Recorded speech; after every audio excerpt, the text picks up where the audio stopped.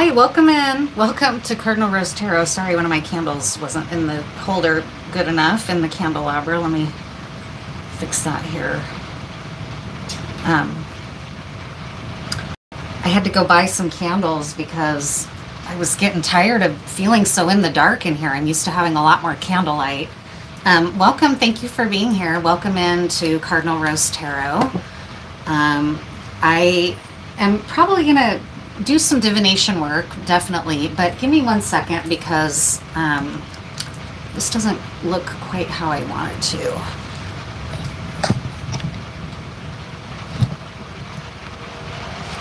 I'm afraid I'm gonna catch myself on fire. I gotta watch out here. That's a little bit better. Okay, yeah, that's better. So yeah, welcome. Thank you for being here. My name is Cynthia. I'm going to get into some content that's not going to be for everyone, and it may seem a little bit questionable that a therapist would be doing this content, but the reason I'm doing it is because it's my personal story.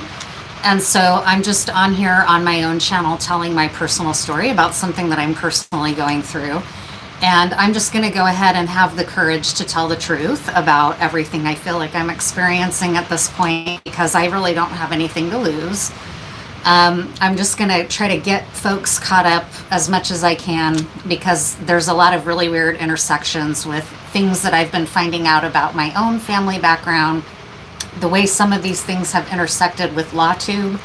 And I've been talking about LAWTUBE on here that I think it's got quite a large presence of white supremacist organizers that are using the active club structure on LAWTUBE to recruit racist organizing or racist people to advance a fascist agenda in the US, I just have to say. And most people who are anti-racist and have been doing anti-fascism work for a while now in the US are not going to think what I'm saying sounds paranoid, but other folks will. People who don't know about this world, who don't know about these things, are going to find it hard to believe.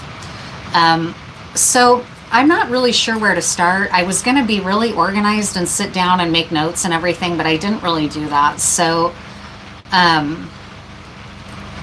maybe I'll just pull a card to get us started, because a lot of what I'm going to be doing is just sharing some information from this book. This book has a ton of amazing information in it about organized crime and about the way that organized crime intersected with world politics and world leadership and influenced world governments, right? This book has a ton of that. It's not like that's secret. A lot of that has come out and is known, but it tends to be sort of discussed mainly, I've realized, in conspiracy theory circles and not in the mainstream very much. So it gets, I don't think it has a lot of traction in terms of like mainstream discussion, but I'm going to cover it because it intersects with my life. So I've been exploring the fact that I recently looked into my father-in-law, who had a history of investigating organized crime in Chicago in the 60s, I think probably up into the 80s, although I'm not exactly sure where I know his career at the FBI and his official capacity to investigate that ended at some point. But I think he was still investigating in an operative way to some extent. I don't know, really, into the 80s, because my dad came under his investigation at some point. And when I found my father-in-law's name in the JFK files, in one of the documents, along with his name and the fact that he was surveilling Sam GIANCANA's outfit, there was another mobster named in the document named Eddie Vogel. And this is where it all kind of started for me, because my last name is Vogel. And I thought, wow, that's a weird coincidence. I married a Melchiori who was investigating somebody with the last name Vogel. My last name is Vogel. So it was a weird link to me. So I started to get curious, like, wow, I want to know more about Eddie Vogel. I've never heard of a mobster with the last name Vogel. I want to know more about his life. And I found out that he went by Dutch. Well, what do you know? I had an Uncle Dutch. My dad had an Uncle Dutch. So it would have been my great uncle. He died when I was very little, probably around 4. I have a very strong memory of his home, which was a very tiny hovel little home. But we were in it more than once, and there was a lot of hustling and bustling, and Uncle Dutch, as a very old man, was sitting in his chair, and there was a lot of hustle and bustle all around him in his home. I don't know what was going on because I was too little. I've since had other memories that I think link up to the fact that, okay, I think maybe my dad was connected to Eddie Vogel in some way, or at least the FBI thought he was, because they were investigating him. And I have evidence of the fact that they were investigating him further back in this playlist that I'm going to add this to, the LAWTUBE conspiracy playlist.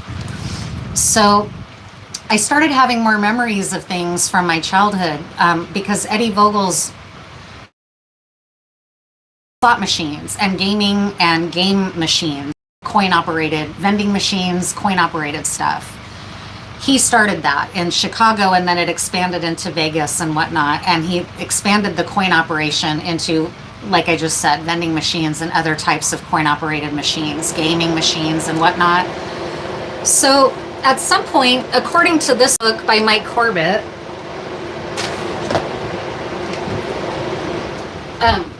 according to Mike Corbett, Eddie Vogel retired. And there's not a lot of information about that or where he went or where he ended up, but he was Jewish. Eddie Vogel was Jewish. And the person that took over his spot and expanded what Eddie Vogel started was another Jewish person named Hyman Larner.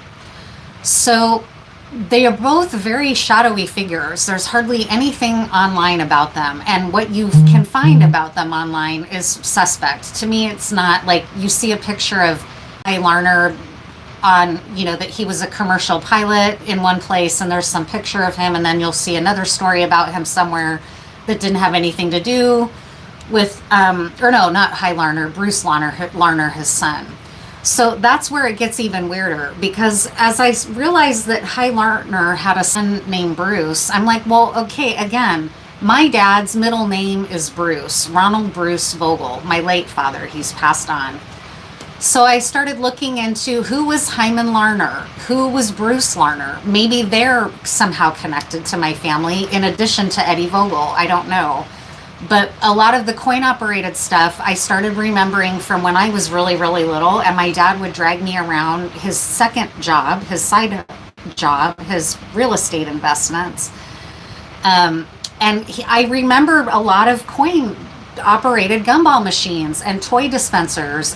And at first I said in another video, I thought, well, those memories are probably just because a lot of kids remember those. But the more I was remembering into it, I'm like, no, my dad was carrying those zipper bags of coins to the bank all the time. I remember this, either from the coin operated laundry machines at the apartments, but before he even owned apartment complexes, he was doing coins and those gumball machines. So I'm no longer wondering at this point, for me personally, whether my dad was connected to organized crime or not. I am pretty sure he was. He was connected to organized crime. I don't know how much he knew about the Chicago outfit. I don't know how much he was protected from all of that knowledge. I really don't know. I have no clue. But the other intersection is that after my mom died, he married a woman named Michaela Helen McGuire. McGuire is a name of the McGuire sisters. Phyllis McGuire of the McGuire sisters had a very long-term affair with Sam Giancana, Eddie Vogel's partner in the Chicago outfit, okay? So there's all kinds of intersections with my family that I'm now starting to realize, okay, this isn't some exciting coincidence. I'm now on the train of like, yeah, my family was connected. My dad was connected to organized crime. Whether he was doing it or whether he just inherited the legacy, I'm not really sure yet. But I think he eventually transitioned into just a legit businessman, if he ever was doing shady things.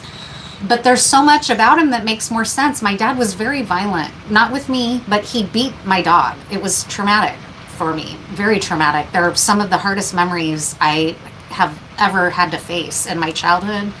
Maybe you'll understand that, maybe not. But he never beat me, but he beat my dog. And it was awful when it happened. And it's because he had a temper. And he didn't know how to deal with his anger, like a lot of men. And you'll find out when you read this book, if you decide to read it, that this is common amongst all of the men in this outfit. They were all incredibly violent. They all had really serious tempers. And that was an issue. It became an issue at times, right, for them, even in terms of getting along with one another. So my dad was no exception. He had a violent temper. He beat my dog, maybe to avoid beating me or a woman, or, you know, I don't know. Regardless, it was horrible for me. And I'm realizing things about my dad that I'm just like, okay, these things are adding up. They're adding up in some way.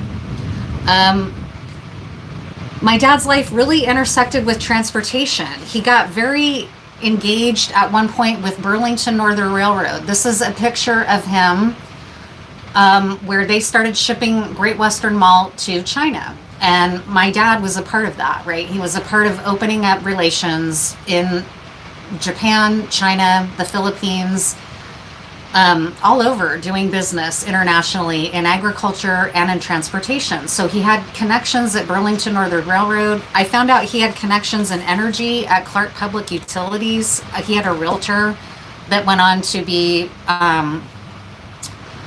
the head of Clark Public Utilities for a long time. So these are like power broker people where I live, that now I just want to get into a couple more things, because this is where it intersects with the other thing, the Charles Grant Smith or Grant Smith Ellis thing, that I'm like, where the LAWTUBE starts to intersect with my life. And I'm like, what is happening? I don't understand what's going on. So I reached out to my uncle's brother and I was like, I'm just trying to find out some information, because I think that my dad had connections to organized crime, either that or he was involved directly in organized crime. I don't know, but I remember Uncle Grant on his deathbed saying something about being a gangster. Well, his brother was like, you know, I never heard anything about that. I couldn't tell you anything about that. And he said, but what I do know are some things about Grant, my uncle. He went by Grant. He didn't go by Charles. He was a polymath, so he was majored in math. He was a mathematician. That was his career. He was also a pilot. Okay, so his brother told me that my uncle was involved in top secret work around radar, ground penetrating radar, or some type of radar that was used to surveil Muammar Gaddafi, okay? And that was all very secret. My uncle apparently couldn't talk about it at the time he would have been doing that work. The time that he was doing that work, he was intimately involved with my dad. We were going skiing together every single weekend. We were spending all kinds of time with my aunt and uncle, my Uncle Grant, the pilot, the mathematician. We were spending every weekend with them over the winters, just about going skiing, having fun together, right? I remember many hushed conversations between my dad and my uncle when I would be in the back seat of the car talking about my dad's family, my aunt's history, stuff like this. So I'm like, did my dad get my uncle this connected job with doing this Department of Defense contract work in terms of developing radar to surveil Gaddafi, right? Like, this is bugging me out. I'm kind of starting to trip out. So this book really gets into all of this. Okay, I'm going to just check the comments really quick. Oh, sorry. Yeah, I'm not doing cards quite yet, but I might come back to that later. So I just want to read a few things from this because it's freaking me out a little bit. And it's also the reason I want to read it is not just because it's about me anymore, but now we're talking about world events and world politics, like the JFK assassination, surveillance of Gaddafi, and then also some other things. So this is in chapter 14, I think. Oh no, this is chapter 21.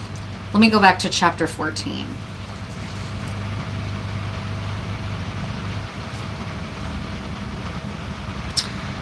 Sorry, I'm just trying to find where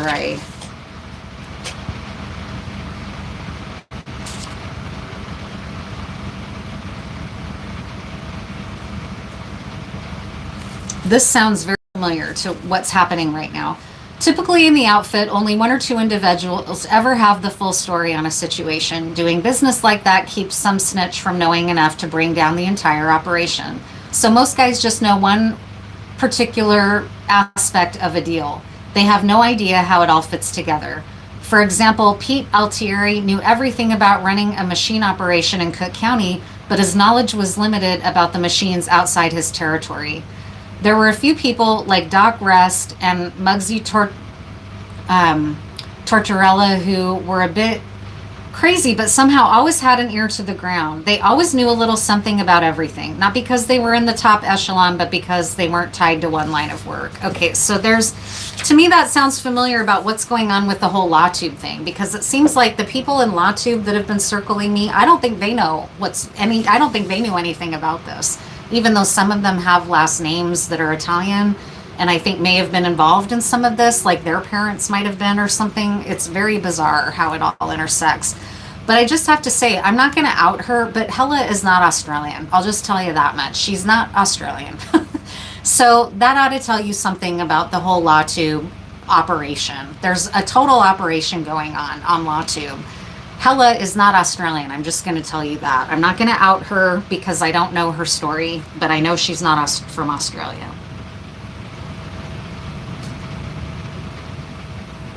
So, it became clear that Sam GIANCANA was also into drug smuggling, dope smuggling particularly. He was connected to the opium trade. The outfit was to more than pull tabs and pinball machines. They were smuggling dope into the States since the 50s.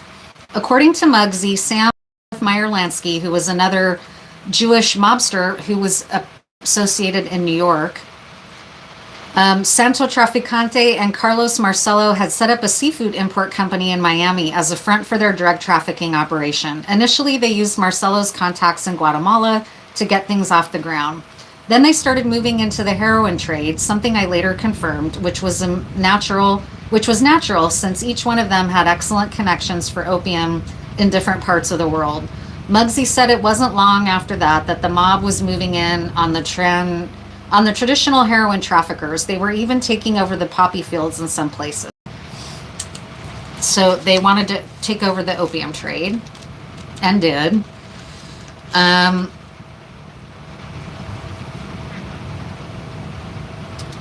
It wasn't any secret that the mob wanted back in Havana every bit as much as the U.S. government. Organized crime had lost a fortune thanks to Castro shutting down their casinos and rackets. So I didn't think Roselli had to work too hard to hammer out a deal between the CIA and the outfit. All he probably had to do was deliver the messages to Sam. For guys like Sam and Meyer Lansky, it must have looked like Johnny Roselli had the opportunity of a lifetime, had laid the opportunity of a lifetime at their feet. From that point on, Muggsy said, organized crime and U.S. intelligence started working together. Using the outfit's Miami import company as a home base for a drug and arms trafficking operation. No matter where they were in the world and what they were up to, the mob's racket had full protection of the U.S. military and the CIA, okay? So I then find out that they had gaming slot machines on military bases, okay, and were encouraging gambling amongst the troops. That's another thing, until those had to get pulled out because it was controversial. So not only was the Chicago outfit involved in all this, and has Sam GIANCANA been implicating in assassinating JFK, they were involved in the creation of Israel, okay? The Chicago outfit, Hyman Larner, Meyer Lansky were all involved they were Zionists, okay? They were involved in the creation of the Zionist state of Israel. So from jump, Israel was connected to organized crime, which would explain why Israel operates right now like a criminal enterprise, okay? And it's looking like have Jewish ancestry because my dad has Jewish ancestry. His mom was not Jewish, my mom was not Jewish, so by Jewish tradition, it's my understanding that we would not be considered Jewish. But for white supremacists, they don't care. They think that we have Jewish blood. So this gets into where there's all these weird intersections happening in the present day that I don't understand. I'm being surveilled. I assumed it was ICE that was surveilling me because of my anti-ICE organizing. But I don't even know if it's ICE. I think it might be something related to this, honestly, because if my dad was this connected to this kind of shit and I'm this vocal I don't know why I'm being surveilled, but I'm being surveilled. I'm not just being surveilled online. I'm being surveilled out in the community. I was being surveilled today when I was out earlier. So dealing with that has been a whole new thing for me. And I'm learning from people who had to deal with it, including my dad, because my dad was being surveilled by the FBI. Okay, this is very fucking intense for me because I don't totally know who's surveilling me. I think some of them are Nazis because they think that I'm related to Jews. I think some of them are people connected to trying to steal Charles Grant Smith's identity in some way. My Uncle Grant, who was involved in clandestine covert ops and shit, doing departmental contracts with the Department of Defense to spy on Gaddafi in the Middle East. Okay, I don't know. How did my dad... It's all very weird, okay? The final example that I'm going to talk about, and it's linked in the description box, because I started looking up who are Bruce Larner and Hyman Larner. Bruce Larner, I found a child custody case with somebody named Bruce Larner. It took, I don't know why it was being covered by Brigham Young University's law library, because it was involving a man who won a custody dispute, I think. The trippy story is the names are not familiar. They're names I don't know, other than the Larner name that I learned from these books, except for one of the children's name is Joseph Scott, and that's my brother's name. Okay, so now I'm like, was my dad actually Bruce Larner? And he went into witness protection at some point? Is my last name even really Vogel? Like, this is where it's going for me, and it's really freaking me out. And in the meantime, I'm being surveilled, okay? The other final story I'm going to talk about that has to do with this conspiracy, because this is a conspiracy that seems to be ongoing, that the Mossad, the Israeli military intelligence somehow was connected to Sam GIANCANA, Eddie Vogel, Hyman Larner, Bruce Larner, Meyer Lansky. They were instrumental in the formation of Israel, okay? I am not a Zionist. I'm anti-Israel. I'm not anti-Jews, okay? That's the distinction that people always wanted. What? You're an anti-Semite? No, I'm an anti-Zionist state, okay? I used to be pro-Israel. I just have to say that. But that was before I understood what happened and how they carried out becoming a Zionist state, right? And harming the Palestinian people. So this book, I cannot recommend it enough if you care, because this shit is still playing out now. This is not in the past. This stuff, all of the things that the Chicago outfit was involved in the Middle East is playing out now, including Khashoggi from, if I remember right, Khashoggi is from Afghanistan. He's connected to these people, okay? And this is shit that's been playing out up until the present. Some of the links that I have involve Gaddafi and surveillance that I think my uncle contributed to through his mathematical knowledge that ultimately was used in the Arab Spring. So this is some weird shit. I had another pilot uncle, not my Uncle Grant, but my Uncle Dennis, that was doing Air National Guard missions in Saudi Arabia. So I don't know what the fuck, okay? My parents seem to be highly connected to shit, and they're both dead, so I can't ask them. I don't know what any of this means. I feel sketched the fuck out because I'm being surveilled, and so I'm going to talk about it here because I don't know what any of it means. I'll just say one last thing, and that there was a person that I thought was going to be by my side through this and be helping me investigate and explore it together, and he never came. He bailed. He's off doing some shit. So I'm dealing with this by myself, and it's scary as fuck. And I just have to say that. This is scary. I'm not enjoying it. It's very interesting, intriguing. I'm doing a ton of work in Ancestry, but these people's identities have been purposely concealed over time, either because of witness protection or because of some covert CIA type shit. I don't know. I really don't know. I'm done with this book though, and I can't recommend it enough. It's really weird. So now I'm going to just get into there was one more thing I wanted to read, because this is how organized crime was able to even infiltrate these international governments. That was the other thing I forgot. Hyman Larner was a huge ally of the Shah of Iran, okay? And think about what's going on right now. We're bombing Iran with Israel, okay? So this is shit relevant to what's happening now in this book. And it's all tied to organized crime, okay? It's fucking nuts. It's crazy as fuck.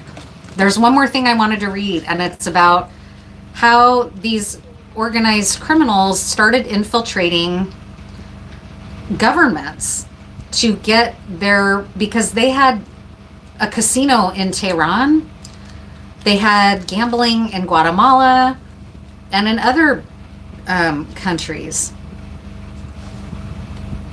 And I made a note. According... Oh, wait.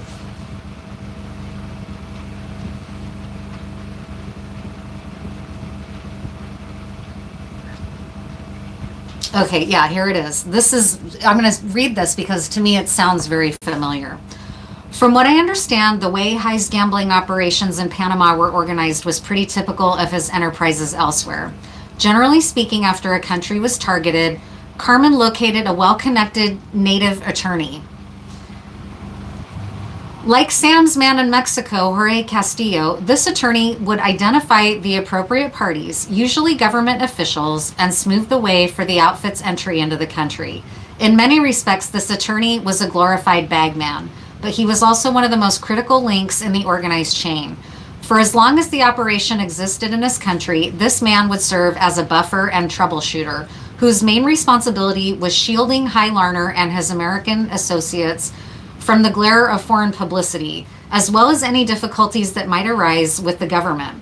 For that, he was paid very, very well, often being given a partnership in the operation in exchange for his loyal service.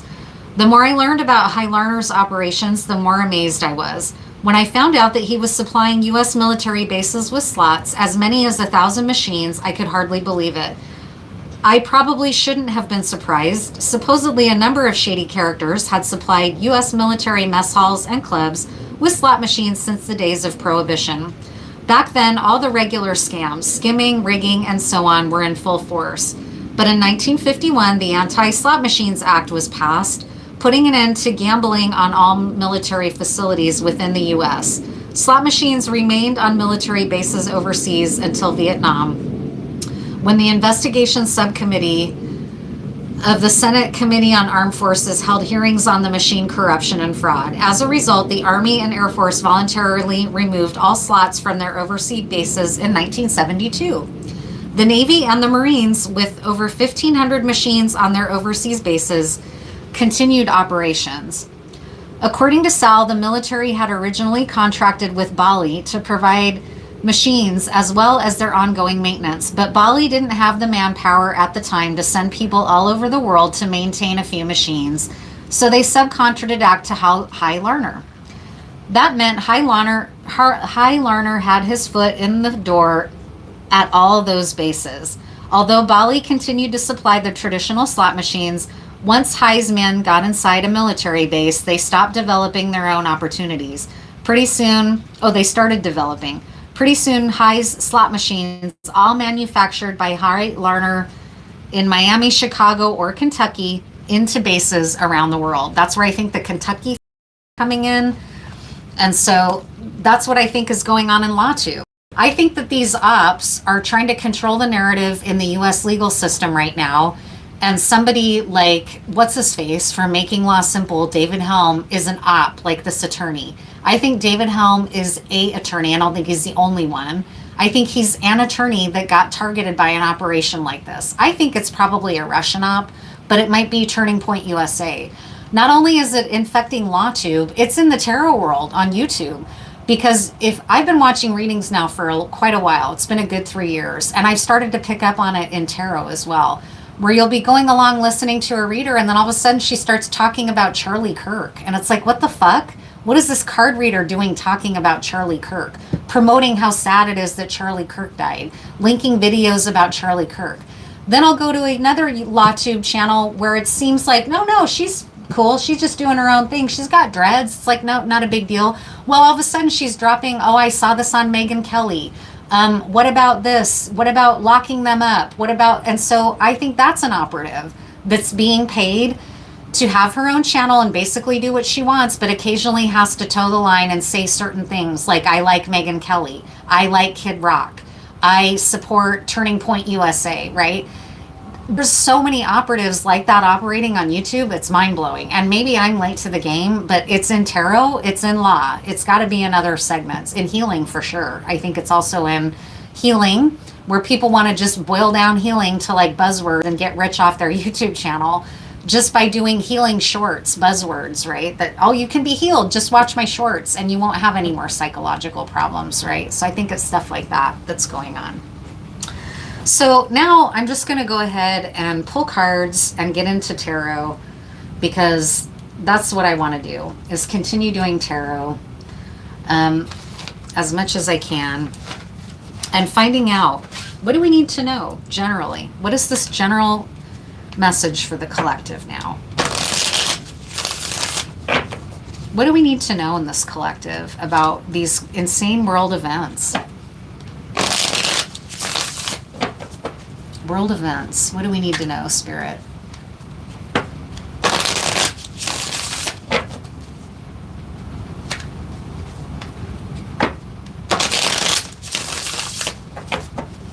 What do we need to know, Spirit? Personally or globally?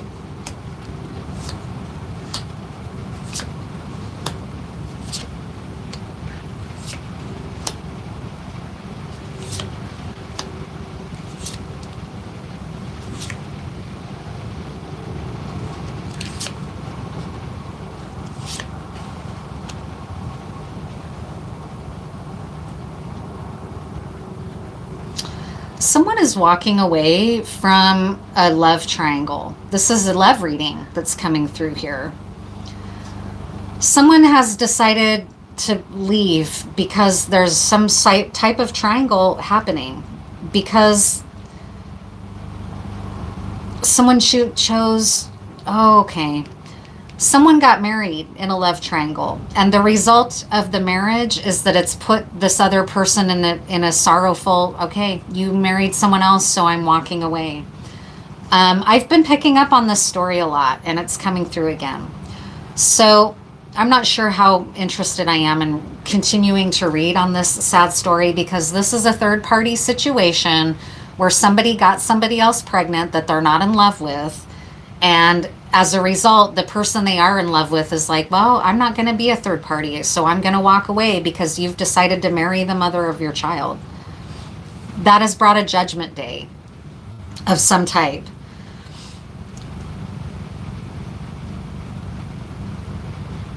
This card represents the collective, and it's a reversal of a happy family and home life. So this may be you. You may have thought, okay, I'm going to be with this person, and then you learned, oh no, actually that's not going to happen because they decided to marry their third party, and that's now brought a judgment day to me where I've realized, okay, I'm not going to be, just like I said a few minutes ago, I thought someone was going to come alongside me and help walk with me, and I help them and they help me walk through this horribly stressful thing that I'm going through. They never showed, and in fact they went and chose somebody else. So it's like I'm on my own. That's could be a great example of that. I thought at some point, we're going to be in this together, we're going to be a team, we're going to be figuring this out, we're going to be supporting each other, we're going to be unstoppable. Well, it turns out I was wrong, and I've had to face the fact that, well, I'm not going to be a third party with that person, so I'm going to walk away, and the dream I had for that is dead. It's not going to be. What I see is that it was an illusion. I've got a lot of illusion present. I've got a lot of options. I'm not sure what to do.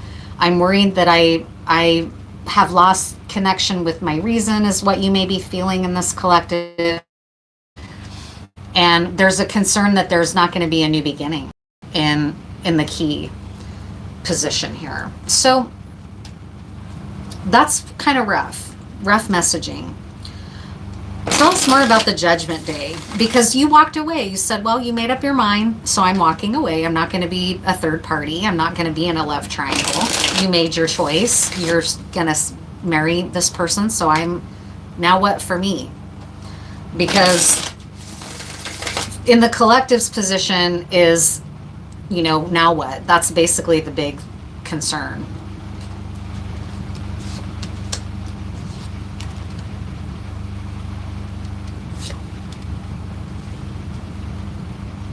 There's some kind of evening out that's going to be happening with this Judgment Day, because it's just saying the same thing. Yeah, the person didn't come. The person never made the offer. And for you, collective, because this is for you, the reading is, it's saying there's justice coming for you. It's bringing a Judgment Day, and there's justice coming for you. I guess we're going to have to do a new layout now, because I'm trying to get, what does that look like? It keeps saying what was. It's not saying too much about what is that going to look like. So I'm going to ask that now. So we'll see. It might not want to answer. Sometimes that's the case, right? Sometimes things don't want to, tarot doesn't want to answer. We're not meant to know. But I'm going to ask anyways. Now, just in case. What's the Judgment Day and justice that's coming for you? Now that you've walked away, this person made up their mind. They're not going to be with you. It's sad, but you're not going to be a part of a third party. So you walking away, you're on to the next. So what will that look like? Judgment Day. What will that look like?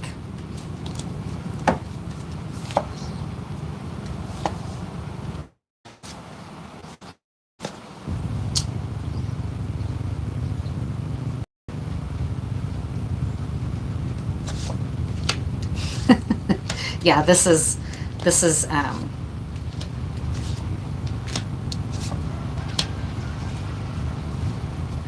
this reading is being interfered with. There's interfering energy. It's the third party. This is the third party wants to come out in the reading. It's not the actual reading. I can feel it. It's what the third party wants the reading to say, which is that you in the collective, I'm going to say it because it's here and it gives me a chuckle, and just know I can feel that it's not real, okay? You don't have any hope. You're not going to be the one getting the marriage. You're going to be sad and alone. I'm the one that got married. There is no justice coming for you. You're not going to have the love come for you with me. I only have people that want you for sex. That's the message. That's the message that they want to come out. So don't worry, collective. That is not the message, because you deciding to walk away from something not unhealthy is healthy. So having a healthy choice for yourself is not the message that the third party wants you to have. So I'm going to leave this deck, and let's see. Maybe I will use the Crowley deck here. So what's the Judgment Day? Now that you've gotten that awareness that, you know, I'm done waiting for my twin or my soulmate or whatever. I thought we were going to be together, but they've chosen the other person. I'm walking away. I'm moving on towards my Judgment Day and my justice. What does the Judgment Day and justice look like for the collective? What does the Judgment Day and justice look like for the collective? And then when I'm done with this, I will ask questions if anyone has any in the chat. What does Judgment Day look like for the collective? There we go.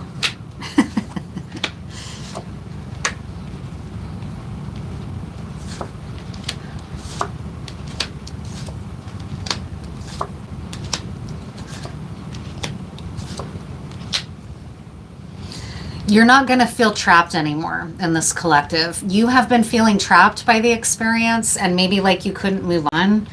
You're trying to move on because that's what the first layout said. You know enough to know I don't want to be a part of a third party. I'm walking away.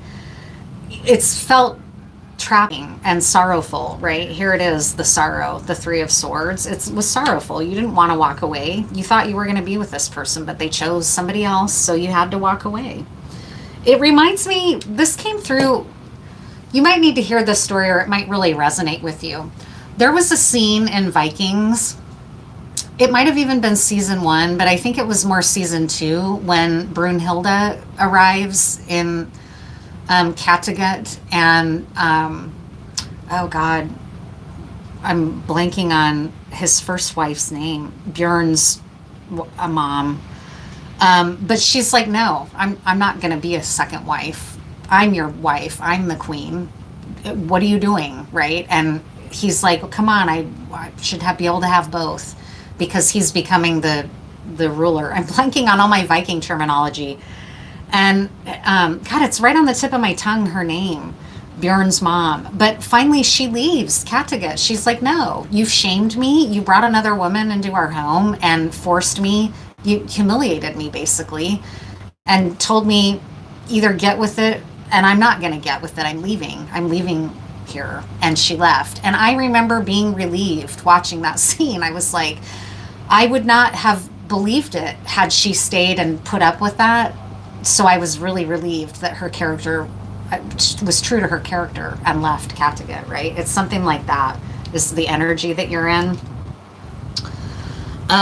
You're a spiritual master because of this. You've stepped into your spiritual throne, and you're leaving this sorrowful world behind.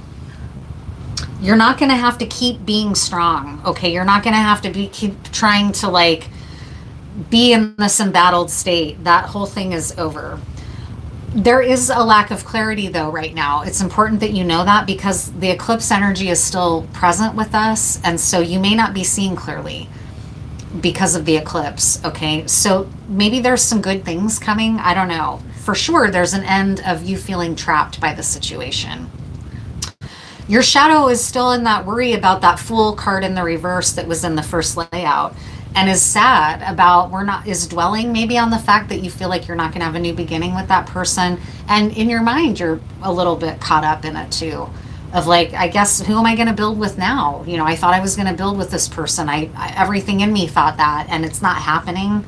The good news is that you're not trapped. So let's, there's going to be an end of the interference and trapped feeling in this situation. Can I get some clarity? Some clarity about that? An end to the interference in this dynamic? I don't think it's going to turn out like that third party. That might be part of it.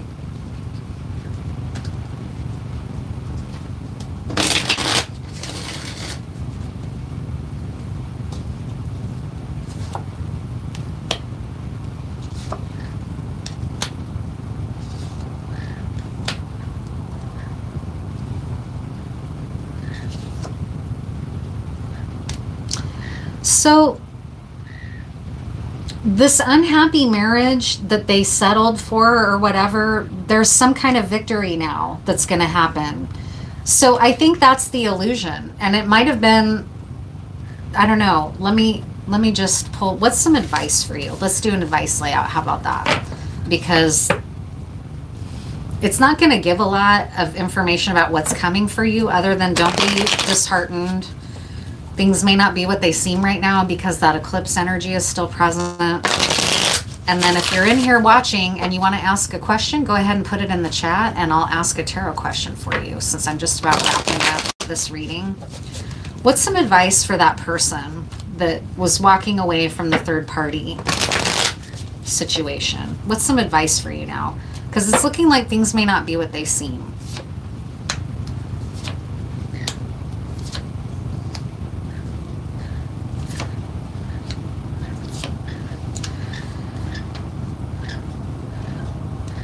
Advice for you is to watch and wait. Don't make any moves. Don't take any action. Don't necessarily even walk away right now. It's just to watch and wait. It may be that there was no marriage, okay? You may have thought that there was a marriage, and this is saying there was no marriage. There's no reason to be sad, actually. There's good things coming for you. With the Queen of Discs, that's in a very divine feminine attracting energy, a bountiful, abundant, kind of like a little sister to the Empress almost. That's your advice, is to rest easy and allow this to happen. Allow things to come to you. Just be still. There's some type of lesson happening here from the eclipse, I guess. The eclipse is in play. What's the Hanged Man? Or the Hanged One there? Things aren't what they seem. That's important to know.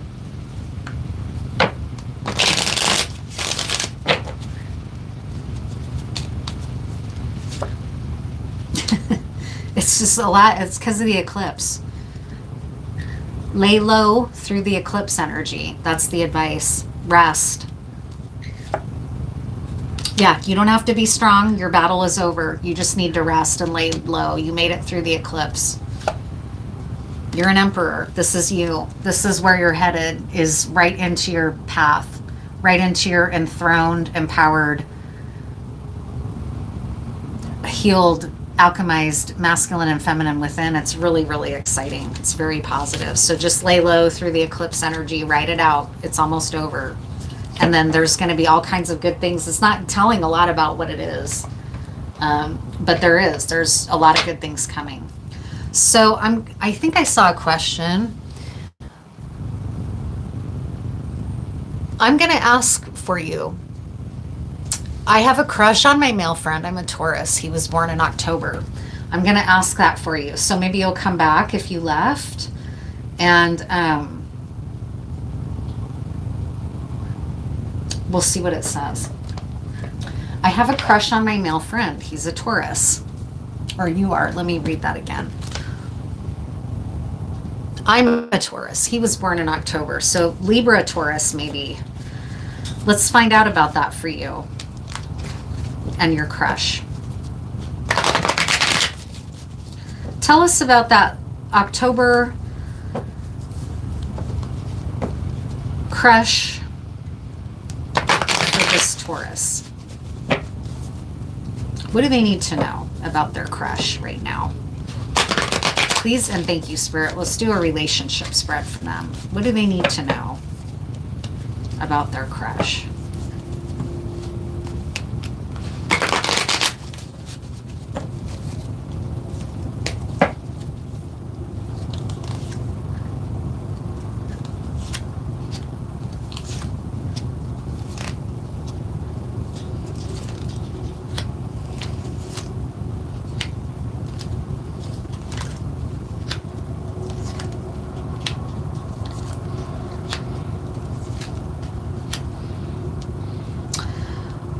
Things may be a little slow for a while when it comes to your crush. You're seeing clearly about the relationship, though. That's important. You have very clear vision right now. You've got like this eagle eye understanding about what's going on. So that's interesting.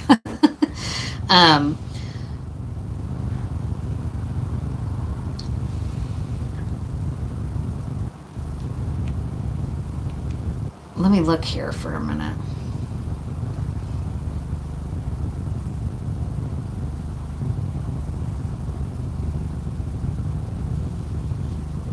Things have felt sort of unfair to you in the dynamic.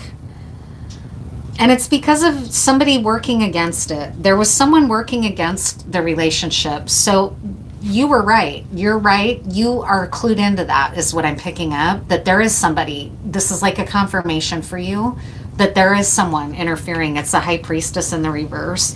So this could be like a mother figure or a spiritual person in one of your lives that is very powerful and working against it, saying they don't support it, saying they're not in favor of it, actively trying to prevent it or something.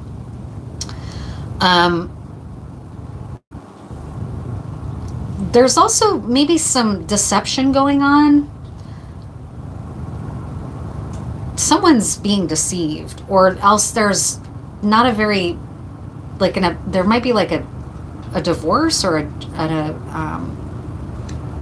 bad judge or something. I'm not sure what this is here. But the good news is that it's an end of a sorrowful time for you and a time of healing. It's not going to be a time of a lot of fast change, though. What is the King in reverse? What does that relative mean? It might be that he's with someone. I don't know. I can't figure this out yet. Well, so to clarify, the King of Swords in reverse is the King of Wands in reverse. That's weird.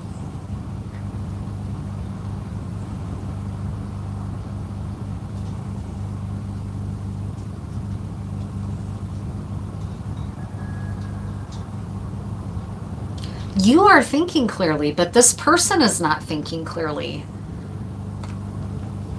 I don't know what it is. I got to get clarifiers. I'm mystified by this reading. I need to figure out who the players are here. I'm going to get some clarifiers for you because I'm a little confused by what's happening. There's a lot of players in your situation.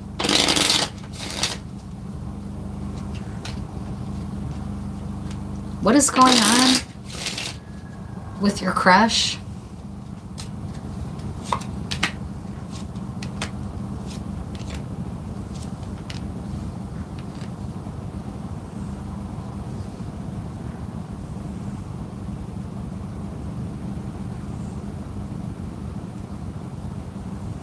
It's this fucking marriage story again. Come on, Spirit. You got to help me clear this out. I don't want to read on that anymore.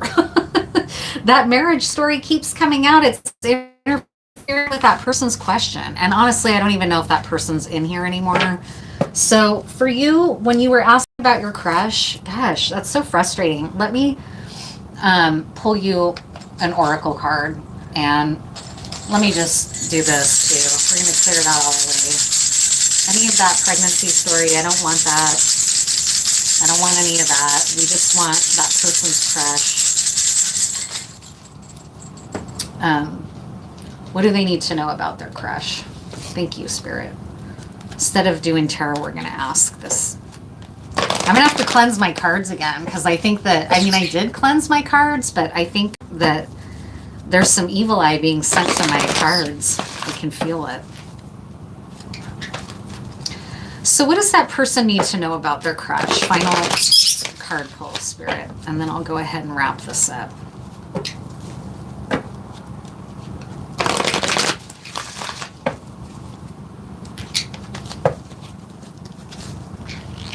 Deep knowing. Card 43.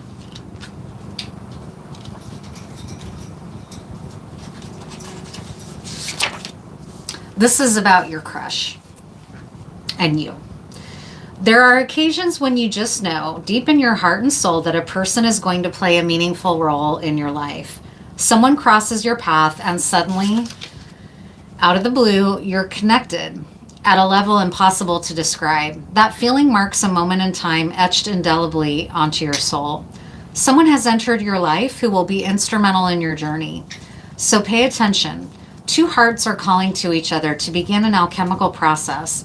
This is also a sign that your intuition about the person you care about is correct. Trust your heart to lead you now. Magic is about to happen. And it said that in the first layout that you're seeing clearly about this person. There was someone interfering, but my sense is that that's over and that that's the good news. And there was some still interfering energy trying to come in and screw that message up for me. So I'm glad we got to it. Well, I want to keep reading. I'm really enjoying doing this live, but there's only one person in here, and I don't think anybody has any other questions. My story with an evil weirdo. I met 27 years ago. I got pregnant, and he blocked me to this day. Oh, got it. Hi. Thank you for sharing. I am so sorry to hear that. Wow. Well, I apologize because I will read for you. Do you want me to read on it? What I thought it was doing was like that story was just invading, I thought. You want me to give you a reading for you specifically about that? Because I'm definitely picking up on it. Do you have a question for me that you want to ask? Yeah, go for it. Do you want maybe like, what should I do about them? His 2 ex-wives send me black magic. All 22 years, no financial support at all. Oh my God, I am so sorry. I got to tell you right now, I advise you as a witch, I would be returning that shit to sender. I would return to sender all that black magic. And if you need help doing return to senders, there's all kinds of help on YouTube. Look up return to sender work. I would be listening to some kind of return to sender videos at night when I'm sleeping, but otherwise I'm going to pull cards for you. Will he meet his son? Will he meet his son? Let me ask that for you. Is he going to meet his son? Is he going to meet his son? What's a good deck? I'm going to use this deck here because these people are abusing their power against you, and this is a power abuser deck. So I'm going to use this deck to see what they're, what's happening. Will he see his son eventually?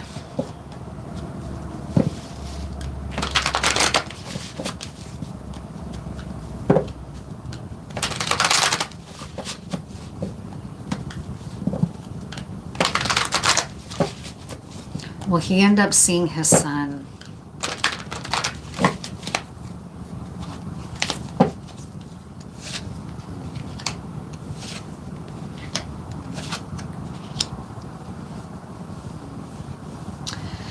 Okay, this is saying that he is going to choose to see his son, okay?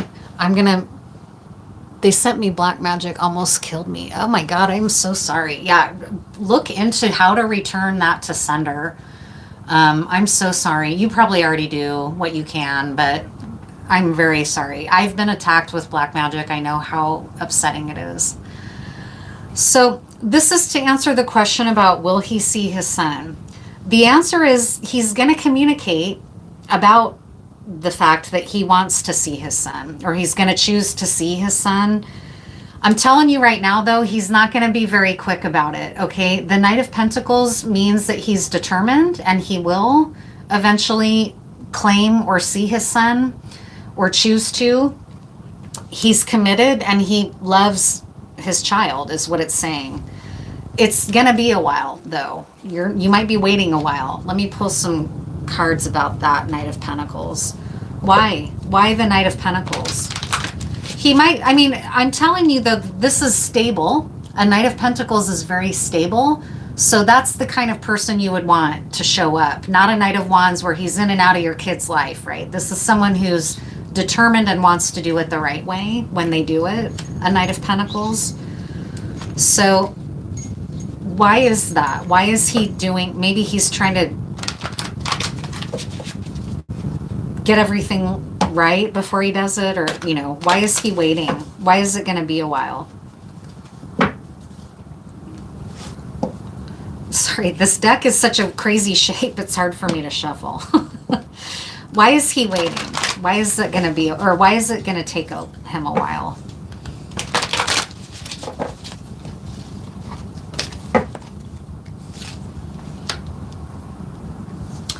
Because of a judge, possibly? Because of a legal burden?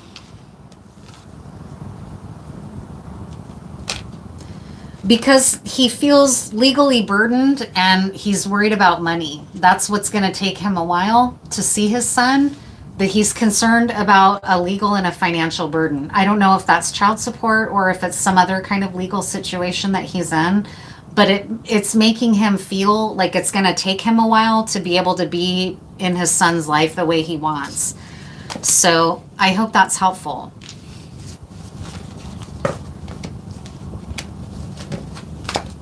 All right. So that's that for that.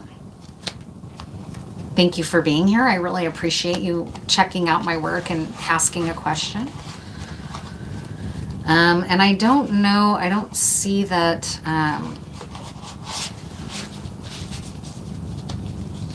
there's really anyone else in here needing or wanting to interact. So I'll probably wrap it up at this point. Let me just pull maybe a plant spirit, because I've been liking that. A plant spirit to take us out for a final message.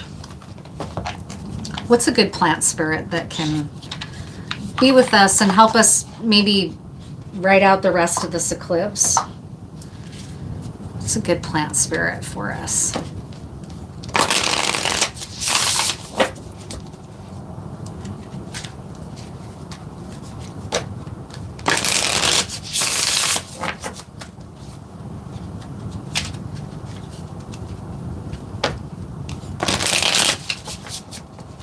It's a good plant spirit.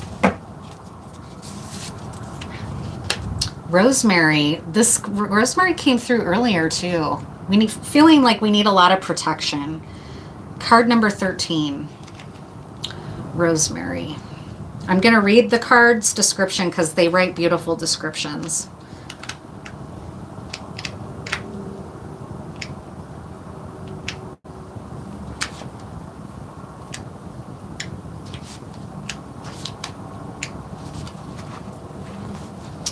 The holder of belonging. Rosemary is a deep, unconditional, I will cross space and time for you kind of love. Rosemary has a long history of being planted in front of the house to act as a guardian and protector for the household and to balance the family's presence within. If you're feeling not completely present in your life or your body, if you dissociate, feel forgetful, absent, or are struggling to keep up, bring rosemary into your family. Aromatic rosemary is awakening, stimulating, grounding, and can bring these qualities into your days with strength. Often feelings of being not fully incarnated or in our body and soul linger from a time early in our lives when we may have needed to split from our full selves and live only in parts of ourselves. And it doesn't have to be in early life. That can be at any time of life in our adulthood as well. There are many different reasons children feel the need to protect themselves, sometimes simply from instability or the unknown, other times from direct threat and assault. No matter the cause of this fracturing of the self, it can leave parts of ourselves out of the conversation with each other. And again, it doesn't happen only to children, that happens to adults too. Rosemary helps to bring the walls of our personal fortresses and our sense of home and belonging into the very core of our being. Helps to build the walls, The essence of rosemary is the deep satisfaction of creating something yourself, something that is lasting and meaningful. I love it. The sense of home that rosemary can bring is the harbinger for all of us that we can build whatever we need to house our desires, our longings, our sense of place. Rosemary is at the door, waiting to sit down at the table with you and celebrate. Well, it's really great, and it's a really nice message of feeling safe at home. So I'm sending you safety energy, sending you energies that help you feel protected in your home. I really need it. Send me energy, please, of protection, because I'm going through something very bizarre and I don't understand it. It's not really affecting my career too much, although it has, because I was hacked. And so that was scary because I had to, re-up all my internet security, make sure that could hurt my business, right? So now I'm having to double protect myself. I think I was hacked because of this stuff that I'm investigating, right? I don't think it was just a typical hack. So send me protection vibes, please, because I don't like what I'm going through. I find it stressful. I find it really confusing. I don't know who my dad is at this point. It's like, well, is he Ronald Bruce Vogel or was his name Bruce Larner? Like, I don't even understand. Like, who are these? It's just very weird. It's all very confusing and weird, and I don't know how it all comes together. And like he was saying, Mike Corbett in the book, it's by design that people don't know because it's to protect the operation, the criminal operation, which in this case was foreign government's involvement. Those were criminal operations, right? So anyways, I guess that's all. I don't really know what else to say. Thank you for being here. Thank you for liking and subscribing if you like my work. Please come back and check out more.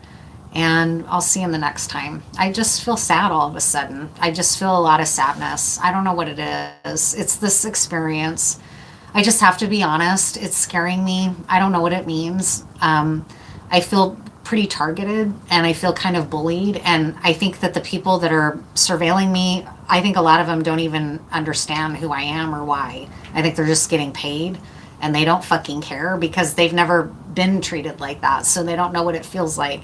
Right now when I'm going out, I literally can't go anywhere. I watched everywhere I go is what I feel like. From the minute I get onto the highway, it feels like they have people in town parked to watch for me across the bridge, on the side roads. It's a lot of money and it's a big operation. And at first I thought, oh my God, it must be ICE because it's ICE has got top dollar right now. I'm sure they're being so well funded, they don't even know how to spend all of their money. So I assumed it was ice, but I don't even know at this point. I don't know. And I realize for a lot of people, they don't even believe in gang stalking and they think I sound crazy probably. I'm just going to say it because I don't have anything to lose. I'm definitely being surveilled. It's a group of people. They're following me around. They seem to get off on it and think it's funny. It's not funny. I'm telling you, I haven't done anything to deserve it. I'm not a bad person. Didn't do whatever they think I did or whatever, unless it's ice, then I did. Fuck you guys. But anyways, that's all. I guess that'll do it. Thank you for watching and for being here, and I'll see you next time.